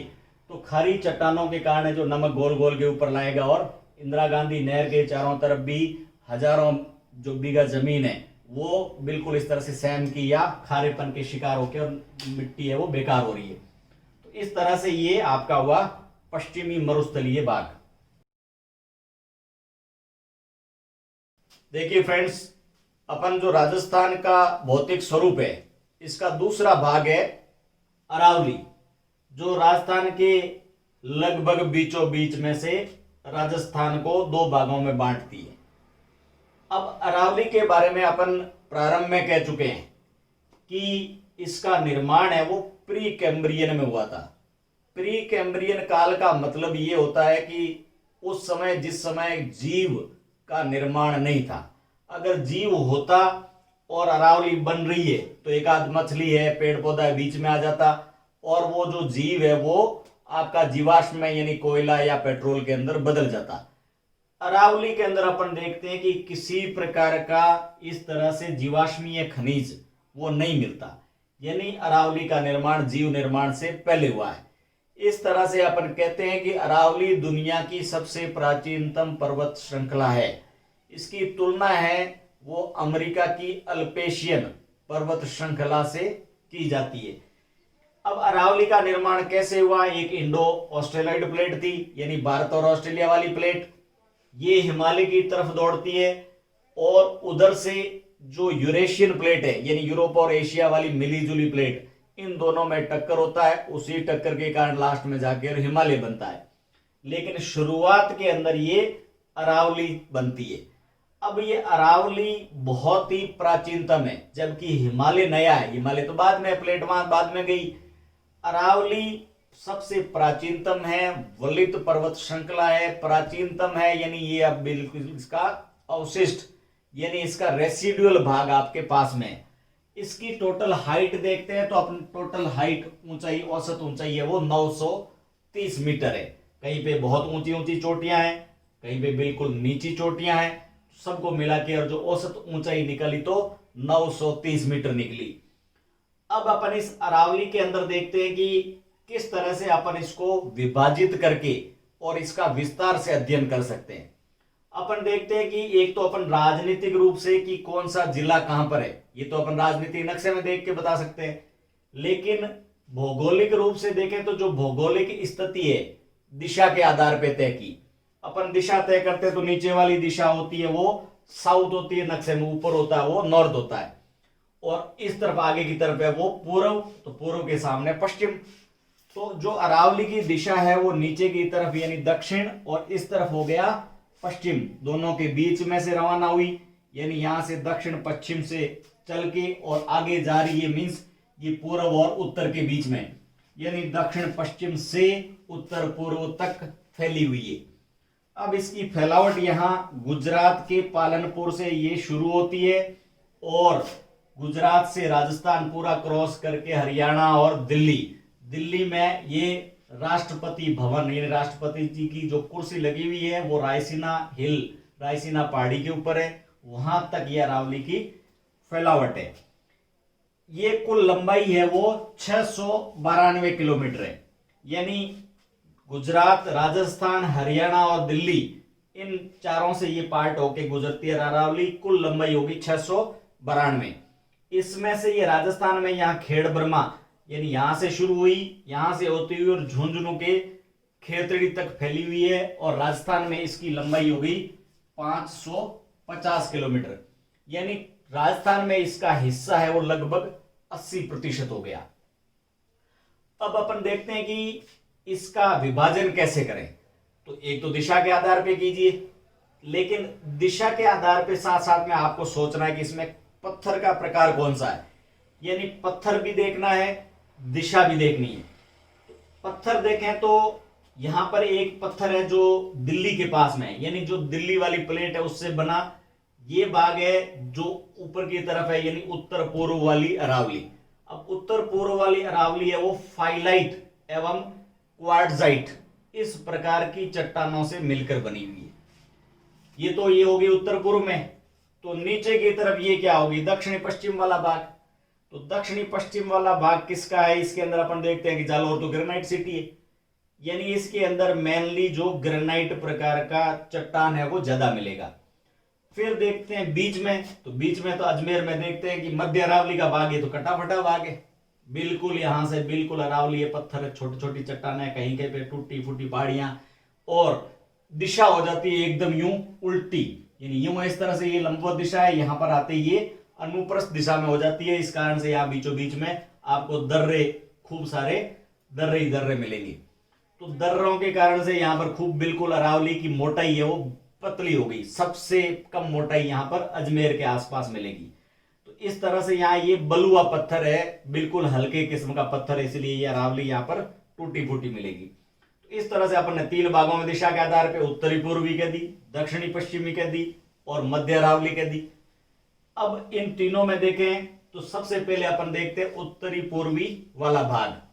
इस उत्तरी पूर्वी के अंदर यहां पर आपका झुंझुनू का कुछ भाग, सीकर, अलवर और जयपुर, इनमें, और इसकी कुछ शाखाएं हैं थोड़ी सी इन जिलों से बाहर, यानी मूल रूप से यहां पर संगठित है। अब इस अरावली के अंदर जो फाइलाइट और क्वार्टजाइट पत्थर है, चट्टान है, और अलग अलग चोटियां हैं। अब देखो चोटियों में अपन जयपुर में देखते हैं, जयपुर के अंदर नाहरगढ़, जयगढ़, बैराट की चोटी। उसी तरह से अपन झुंझुनू में देखते हैं बाबाई की चोटी, सीकर में देखते हैं हर्षनाथ की पहाड़ियां, रघुनाथगढ़ की पहाड़ियां। फिर अपन अलवर में देखते हैं खो बैराज की पहाड़ियां हैं, बाला का बालागढ़ की पहाड़ियां हैं। इस तरह से जयपुर के अंदर मनोहरगढ़ की पहाड़ियां हैं। तो ये सब इनकी चोटियां हैं, वो इस उत्तरी पूर्वी अरावली का भाग है। देखिए फ्रेंड्स, अपन जो रटने वाली चीजें हैं उनका एक मैं अलग से वीडियो बना रहा हूं, ताकि आप जितने भी टिट बिट फैक्ट्स रटना चाहते हैं उनको अच्छी तरह से रट के और क्लियर कर सकें। यहां पर अपन इसको मोटा मोटी ज्योग्राफी के हिसाब से बड़ा उत्तर या किस तरह से छोटे चीजें समझने में काम आती है वो समझ रहे हैं। अब इसके बाद में देखते हैं कि ये जो मध्य अरावली का भाग है, मध्य अरावली का भाग है ये अजमेर और इसके पास वाले भाग इधर, यानी अजमेर को पहले बोलते थे अजमेर मेरवाड़ा, तो यहां पर आपको मेरवाड़ा का भाग कहलाता है। अब अजमेर के अंदर खुद के अंदर आप देखिए तारागढ़ है, नाग की पहाड़ी है, आरपीएससी के पास में सबसे ऊंची चोटी जो गोरम घाट, गोरम की पर्वत श्रृंखला 934 फीट हाइट की चोटी है, और मराया घाट, ये चोटियां यहां पर अजमेर के आसपास में मिलेगी। फिर मेरवाड़ा की पहाड़ियां, अजमेर, मेरवाड़ा और इसके आसपास में इस तरह से दिशा इस तरह से चेंज होने के कारण बीच में से दर्रे निकलते हैं। अब इन दर्रों के कुछ नाम है, जैसे बर का दर्रा, देबारी का दर्रा, फिर यहां पर पेखरना का दर्रा, शिवपुर का दर्रा। तो ये दर्रे इस तरह से इनके बीचों बीच में से यहां से निकलते हैं। तो ये मध्य अरावली का भाग हो गया। फिर इसके बाद में अपन देखते हैं ये दक्षिणी पश्चिमी। अब दक्षिणी पश्चिमी में क्या होता है कि यहां से इसकी शाखाएं निकलती है, मैंने ऐसे बनाया यूं, फिर यहां से यूं यूं निकलती हुई इस तरह से। तो ये जो दिशा है आपके हाथ के पंजे के आकार की दिशा बन गई दक्षिणी पश्चिमी अरावली, इस तरह से शाखाओं निकलने के कारण। यहां अपन शाखाएं देखते हैं तो यहां देखते हैं सब जसवंतपुरा की पहाड़ियां हैं, फिर यहां पर सिवाना का पत्थर है, नाकोड़ा का पर्वत है, ये इस तरफ निकली, यानी बाड़मेर से, सिरोही से इधर जालोर और बाड़मेर की तरफ। अब अपन जसवंतपुरा, सिवाना, नाकोड़ा, नाकोड़ा का यहाँ पर गोलाकार पत्थर है, ये ग्रेनाइट के हैं सब, इसको 56 की पहाड़ियां कहते हैं। सिवाना का पर्वत है, जसवंतपुरा की पहाड़ियां हैं, ये इस तरह से यहाँ पर फैली हुई है। ये जसवंतपुरा ये जालोर के अंदर है। अब अपन इस तरफ देखते हैं तो यहां पर इस तरफ से ज्यादा फैलाव डूंगरपुर, बांसवाड़ा के अंदर डूंगरपुर को तो पूरा पहाड़ी नगरी बोलते हैं। फिर यहां से ये कुछ पठारी भाग है, जैसे आगे बोरट का पठार आ जाएगा, बोरट का पठार से आगे ये भीलवाड़ा के अंदर चलता हुआ बीजासन मांडलगढ़ तक फैला हुआ है। फिर इसकी एक आगे शाखा है वो बूंदी, बूंदी में आडावाला पर्वत तक जाती है। यानी इस तरह से इस दक्षिणी पश्चिमी का भाग है वो हाथ के पंजे की तरफ पूरा फैल गया। इसी के बीचों बीच में भी आपको बहुत सारी चोटियों के अलावा दर्रे भी मिलेंगे। दर्रों के नाम है जैसे सोमेश्वर का दर्रा, हाथीगुड़ा, ये दर्रा। इस तरह के दर्रे आपको दक्षिणी पश्चिमी अरावली के भाग के रूप में मिलेंगे। यहां पर आपको चोटियां, मैंने आपको पहले कहा कि अरावली इस तरफ से ऊंची है और उधर नीची है, तो यहां पर ऊंची ऊंची चोटियां उस सब की सब यहां पर दक्षिणी पश्चिमी अरावली के अंदर मिलेगी। जैसे सबसे राजस्थान की ऊंची चोटी जिसको संतों का टीला, गुरु शिखर यानी सागर माथा कहते हैं, ये 1722 मीटर ऊंची है और माउंट आबू में स्थित है। अब इस चोटी के अलावा देखिए जैसे दूसरी गुरु से जरा आशा रखो, यानी गुरु शिखर, शेर, जरगा,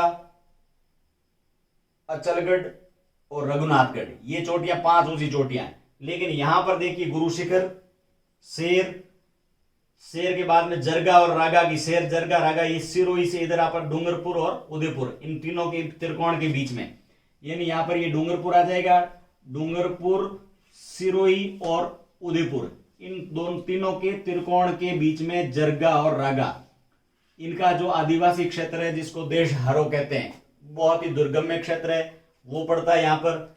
इससे थोड़ा आगे जाते हैं तो गोगुंदा का जो पठारी भाग है जिसको बोलते हैं बोरट का पठार, वो मिलता है। फिर उदयपुर के चारों तरफ जो तस्त्रीनुमा, यानी ये इस तरह से एक मेखला बनाता है, चारों तरफ का जो तस्त्रीनुमा भाग होता है जिसको गिरवा कहते हैं, उसी तरह से तेज एकदम ढलान का उबड़ खाबड़ भाग होता है जिसको भाकरी कहते हैं लोकल भाषा के अंदर। फिर यहां पर उदयपुर के आसपास ही जहां मोतीलाल तेजावत ने कृषि आंदोलन किया था, जो लसाड़िया का पठार है वो मिलेगा यहां पर। उसी तरह से मांडलगढ़ में आगे, मांडलगढ़ में बीजासन का पहाड़ मिलेगा, पठारी भाग मिलेगा। भीलवाड़ा का अधिकतर भाग ही पठारी है। फिर अपन देखते हैं कि यहाँ पर इसकी एक शाखा है वो बूंदी तक जाती है, तो बूंदी में इसका नाम हो जाएगा आडावाला पर्वत। तो इस तरह से इस दक्षिणी पश्चिमी अरावली के अंदर कई सारे पठार है, दर्रे हैं, ऊंची ऊंची चोटियां हैं। अब अपन पूरी अरावली को अगर एक साथ में पढ़ने के देखें तो 3 भागों में पहले आपको बांटनी है दिशा के आधार पे। उत्तरी पूर्वी होगी, मध्य होगी, दक्षिणी पश्चिमी होगी। फिर सब के अंदर आपको क्या है, ऊंची ऊंची चोटियां दिखाओ। फिर चोटियां दिखाने के साथ में आप कहीं न कहीं जो दर्रे हैं बीच में वो दिखाओ, पठारी भाग दिखाओ। इस तरह से आपको अरावली वर्णन करना है तो पत्थर बताना पड़ेगा, यहाँ ग्रेनाइट है, यहाँ बलुआ पत्थर, इधर फाइलाइट क्वार्टजाइट है, पत्थर का प्रकार बताओ, ये सब दिखाते हैं। फिर यहां से कुछ नदियों का उद्भव होता है, जैसे खमनोर की पहाड़ियों से देखेंगे आगे अपन बनास नदी निकलती है। इधर जाते हैं तो ये सारी जितनी भी पश्चिमी बनास है, यहाँ पर साबरमती है, जो सोम, माही, जाखम, ये सब नदियां इस अरावली की पहाड़ियों से निकलती है। तो इन नदियों का उद्गम स्तंभ और सब ये अपने को अलग से चैप्टर में पढ़ने हैं। इस तरह से अपन है अरावली है वो मोटा मोटी तौर पे ज्योग्राफिकली कर सकते हैं। फ्रेंड्स, अपन अगला जो भौतिक स्वरूप के आधार पर जो संभाग यानी भाग है वो है नदियों के मैदान। अब नदियों के मैदान में आपको बड़ी नदी, उसकी सहायक नदी, फिर उसके उपभाग और उस नदी के बहाव के कारण कोई अगर विशेष आकृति बनती है तो उसके बारे में आपको सोचना है। जैसे अपन देखते हैं कि राजस्थान में इस तरफ सबसे दक्षिणतम, यहां पर ये मध्य प्रदेश के अंदर आम मोरू, इस जिले से माही निकलती है। माही निकलने के बाद में ये इस तरफ जाती है बांसवाड़ा, डूंगरपुर कर्क रेखा को क्रॉस करके और वापस गुजरात की तरफ आ जाती है। इधर सहायक नदियां आती है, सोम, माही, जाखम। इधर चलती हुई नदी स्वतंत्र रूप से चलती है, पश्चिमी बनास है, साबरमती है। ये नदियां चल के और माही का प्रवाह क्षेत्र बनाता है। यानी ये जो नदियों का मैदान हो गया ये माही बेसिन कहलाएगा। इसी माही बेसिन के अंदर अपन देखते हैं कि बांसवाड़ा और डूंगरपुर, इस बांसवाड़ा और डूंगरपुर के अंदर बीचों बीच में जो ढलान होता है वो राजस्थान का सबसे ज्यादा तीव्र ढलान, यानी 1 किलोमीटर के अंदर 8-8 मीटर का ढलान मिलता है। और यहां पर ये नदियों के तीव्र ढलान के कारण कटे फटे नाले, यानी ये जो बेसिन भाग है वो इस तरह से नालों में विभक्त है। अब एक नदी का भाग आ गया, उसके बीच में एक गांव हो गया, दूसरे और तीसरे के बीच में दूसरा गांव आ गया, तीसरे और चौथे के बीच में फिर गांव आ गया। इस तरह से 1 से लेके और 56 नालों के बीच में 56 गांवों का समूह है और इसको यहां पर बोलते हैं छप्पनिया। यानी ये माही बेसिन का एक खास भाग हुआ जिसको बोलते हैं छप्पनिया। यानी छप्पनिया क्या है, तो छप्पनिया एक गांव का या नदी नालों का समूह है जो बांसवाड़ा और डूंगरपुर के बीच में स्थित है। 56 नालों के बीच में 56 गांव स्थित है, माही के शाखाओं के रूप में है। इस तरह से ये माही बेसिन हो गया। अब माही बेसिन के कारण यहाँ पर ये माही बजार सागर इधर माही नदी के ऊपर बना हुआ है, इसके कारण नहरी भाग है, तो वो आगे अपन अलग से देखेंगे।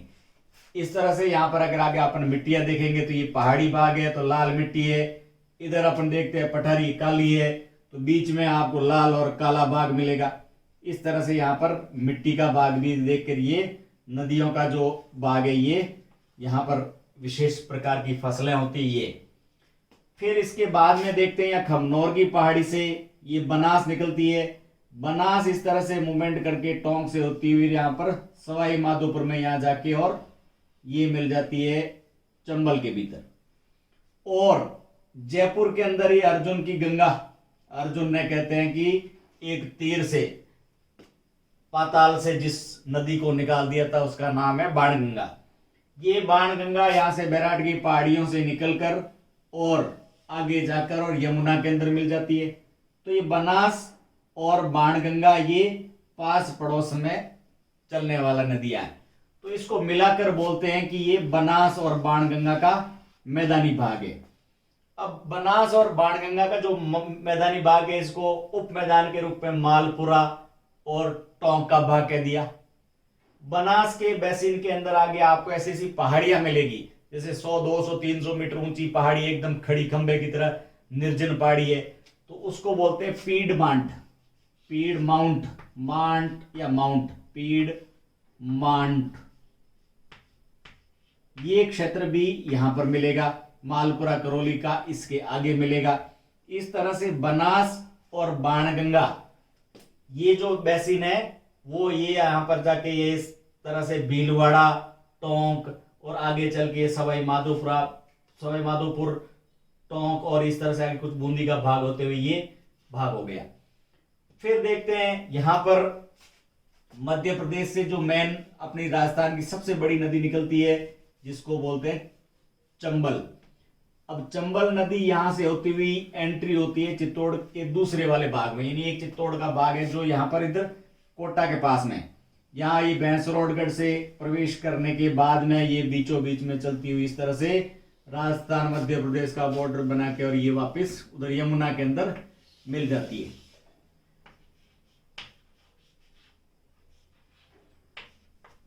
अब चंबल की जो सहायक नदियां हैं, अपन चंबल की सहायक नदियां देखते हैं, काली सिंध, परवन, बैतली, मांगली, ये जो बहुत सारी नदियां हैं। कोटा संभाग है सर्वाधिक नदियों का भाग है। दूसरा अपन देखते हैं कोटा काली मिट्टी का भी भाग है। अब काली मिट्टी होती है वहां पे कीचड़ कादा ज्यादा होता है।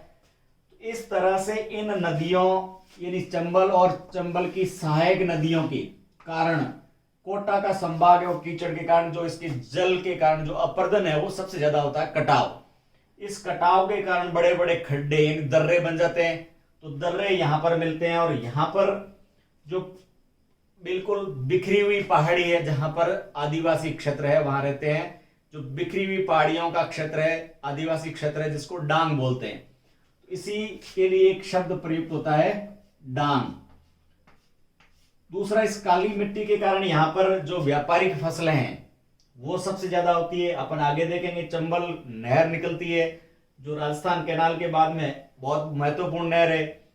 यही आगे चलकर इसी के लगभग भूभाग के समक्ष आपके भरतपुर संभाग के यानी भरतपुर, धौलपुर, करौली और सवाई माधोपुर के बाद में ये कोटा, बारां, झालावाड़, बूंदी यानी 4 और 4 8 जिले हैं वो इस चंबल के आसपास के क्षेत्र है।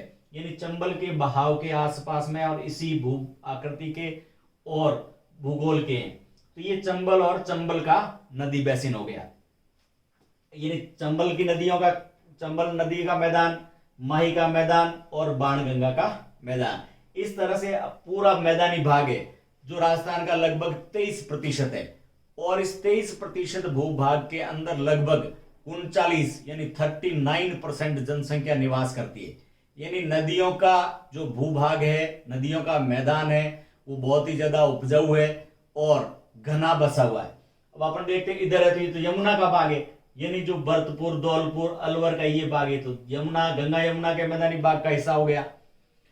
इस तरह से ये मैदानी भाग में जनसंख्या का घनत्व सर्वाधिक है और सर्वाधिक उपजाऊ है, सर्वाधिक फसलें होती है, सबसे ज्यादा व्यापारिक फसलें भी आपको इसी क्षेत्र के अंदर आपको देखने को मिलेगी।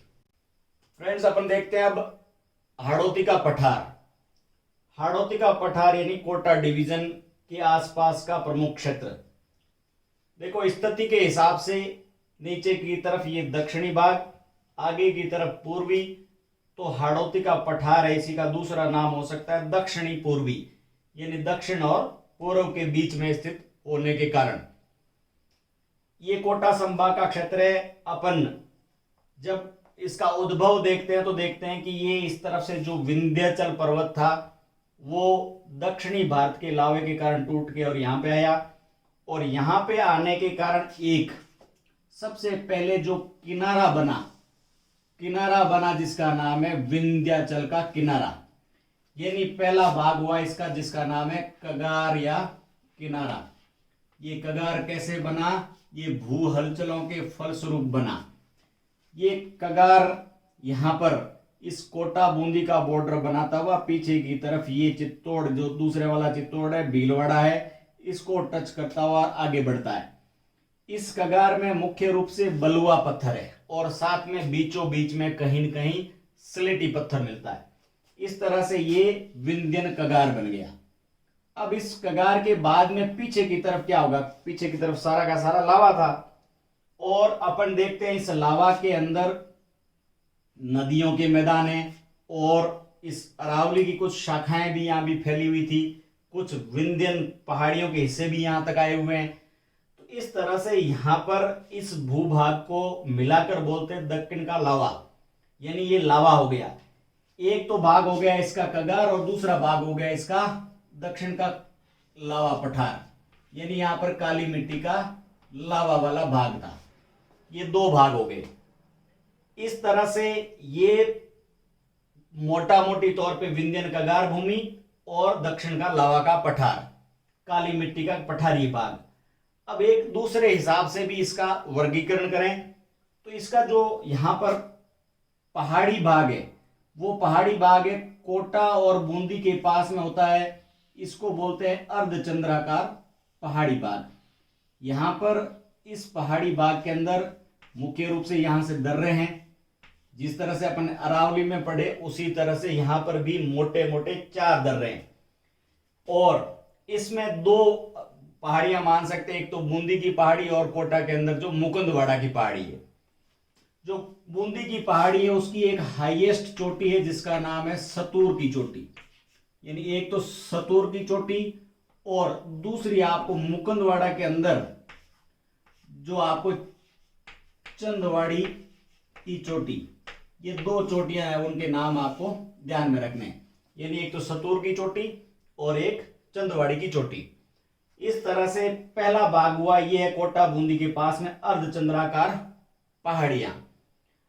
अर्धचंद्राकार पहाड़ियों के बाद में अपन दूसरा देखते हैं यहां पर इसमें नदियां कैसे आती है। तो नदियों में अपन देखते हैं एक तो चंबल मुख्य रूप से चली रही है, चंबल के साथ में यहां पर इसकी सहायक नदियां अपन देखते हैं, पार्वती है, काली सिंध है, परवन है, ये नदियां आती है। इन नदियों के कारण एक मैदानी भाग बन जाता है, यानी ये नदियों का मैदानी भाग दूसरा हिस्सा हो गया। तो इस तरह से इस पठारी भाग के अंदर देखें तो एक तो हो गया अर्धचंद्राकार भाग, अर्धचंद्राकार जो कोटा बूंदी का पहाड़ी भाग है अर्धचंद्राकार। दूसरा भाग देखें तो इसका अंदर इसके नदियों का मैदानी भाग। फिर तीसरा भाग देखते हैं तो यहां पर ये 12 के लास्ट में यानी सबसे पूर्व के अंदर भाग है जिसको शाहबाद का उच्च मैदान कहते हैं, यानी 12 की एक तहसील है जिसका नाम है शाहबाद।